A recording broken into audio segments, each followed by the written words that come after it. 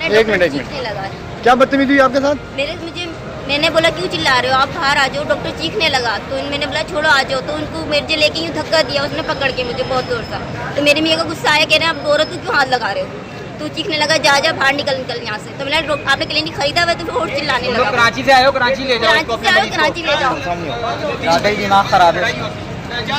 तुम लोग कराची से आए हो, कराची ले जाओ अपने मरीज को। मेरी बीवी को भी धक्का दिया इसने, ऐसे सीने पे हाथ मारा, ठीक है। उसके बाद हम लोगों को पुलिस वाला आया, पुलिस वाले ने अम्मी को ऑक्सीजन तो लगवा दी, फिर उन्होंने चौकी में बिठाया, चौकी में बिठा के वो डॉक्टर आया, उसने आके पुलिस वालों के सामने फिर हमें मारा।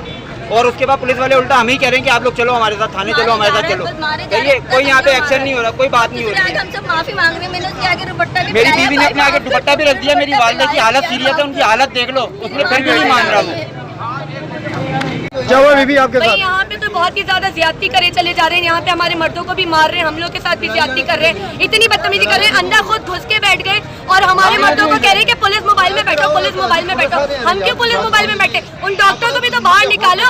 हम अगर कराची से आ गए तो क्या मतलब है? उनको भी बोलो कि आपकी गाड़ी के अंदर बैठे, हम वरना नहीं बैठेंगे, हम सब वरना जाएंगे।